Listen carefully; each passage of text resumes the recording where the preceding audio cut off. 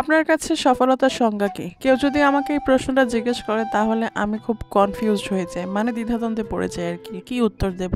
একটা সময় ছিল প্রতি বছর বার্ষিক পরীক্ষা দিতাম আর মনে করতাম সব বিষয় ঠিকভাবে পাশ করে একটা ভালো রেজাল্ট নিয়ে পরের ক্লাসে উঠতে পারলেই বুঝি আমি সফল। স্কুল কলেজের সাথে সাথে সে সময়টা পার করে আসলাম। এরপরে গেলাম ইউনিভার্সিটিতে, খুব ভালো একটা রেজাল্ট নিয়ে বের হতে হবে। যখন পড়ালেখা করতাম ইউনিভার্সিটিতে তখন ভাবতাম যে চাকরি বাকরির দরকার নেই, মেয়ে মানুষ সুন্দর করে সংসার করতে পারলেই জীবনটা সফল। তারপরে বাস্তবতার মুখোমুখি হয়ে ভাবলাম চাকরি বাকরি তো অবশ্য করতেই হবে, এত কষ্ট করে পড়ালেখা করলাম, এটা তো সার্টিফিকেট সাজিয়ে রাখার জন্য না, কিছু একটা করি। নেমে গেলাম কম্পিটিশনের মাঠে। নিজের পছন্দ মতো একটা ভালো চাকরি জোগাড় করতে খুব হিমশিম খেতে হয়েছে। তারপরেও চাকরিটা পাওয়ার পর ভেবেছি চাকরি তো একটা পেয়েছি, আমি বোধহয় সফল। কিছুদিন চাকরি করতে করতে ভাবলাম টাকাতে মনে হয় পোষাচ্ছে না, আরো কিছু বেশি দরকার। আবার নেমে পড়লাম মাঠে। খুঁজতে খুঁজতে যখন আবার একটা ভালো স্যালারি জব হয়ে গেল তখন ভাবলাম যে এবার বোধহয় আমি সফল। জব করতে করতে একটা সময় পর মনে হলো অনেক তো হয়েছে জব করা, এবার দেখি ঘরে বসে কিছু করা যায় নাকি। সেই ইচ্ছা থেকে একটা পেজ ওপেন করলাম, পেজে সময় দিতে লাগলাম, কাজ করতে লাগলাম। ভাবছিলাম বোধহয় সেটআপ একটা পেয়ে গেলেই আমি সফল, সেই উদ্দেশ্যে কাজ করছিলাম। একদিন হঠাৎ করে স্টারের সেটআপ চলে আসলো। ভাবলাম না, সফলতার মুখ মনে হয় দেখতে পাচ্ছি। তারপরে আবার কেটে গেল বেশ কিছুদিন, কিন্তু এবার আর কোনো সেটআপ আসছে না।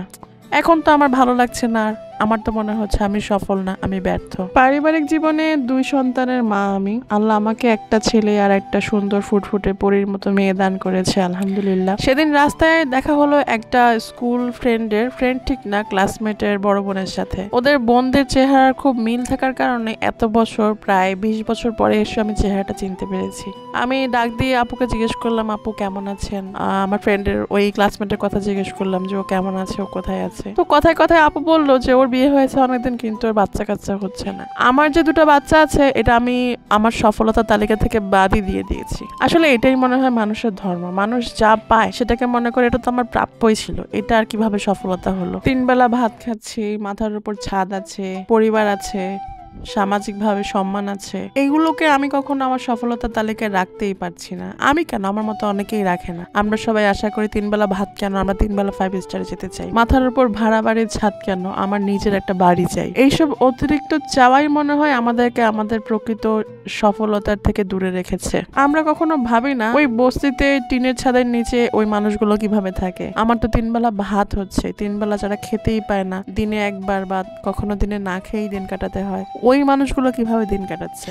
আমার 2টো বাচ্চা আছে, যাদের বাচ্চা কাচ্চা হচ্ছে না, দীর্ঘদিন চিকিৎসার পরেও বাচ্চা কাচ্চা নেই, সংসারে অশান্তি হচ্ছে, তারা কিভাবে দিন কাটাচ্ছে। আসলে আমরা যা পাই তা নিয়ে আমরা কেউ সন্তুষ্ট না, এই জন্য আসলেই আমরা সফলতার প্রকৃত সংজ্ঞা বা স্বাদ থেকে দূরে থাকি। আমাদের এত লোভ, এত চাহিদা, যদি সময় মতো এসব লোভ আর চাহিদার লাগাম টেনে না ধরা হয় বা না ধরা যায় তাহলে জীবনে কখনোই প্রকৃত সফলতার স্বাদ পাওয়া সম্ভব নয়। আসলে সৃষ্টিকর্তা আমাদের সবার তকদির লিখে রেখেছেন, যার তকদিরে যতটুকু আছে অতটুকু অর্জন করে নেওয়াটাই সফলতা। এটাতে বিশ্বাস করতে পারলে আর বেশি একটা যন্ত্রণা বা ঝামেলা পোহাতে হয় না সফলতার স্বাদ খুঁজতে। সফলতার গল্প করতে করতে যে জিনিসটা রান্না করলাম সেটাকে ঢাকার মানুষ সিমের বিচি নামে চিনলেও আমাদের নোয়াখালীতে এটাকে বলে খাইসারা।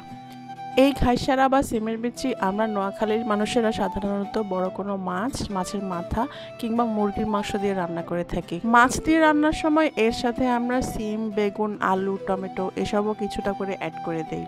আর রান্নার সবশেষে এতে দেই ধনিয়া পাতা। আমার কাছে ধনিয়া পাতা ছিল না, তাই আমি ধনিয়া পাতা ছাড়াই রান্না করেছি।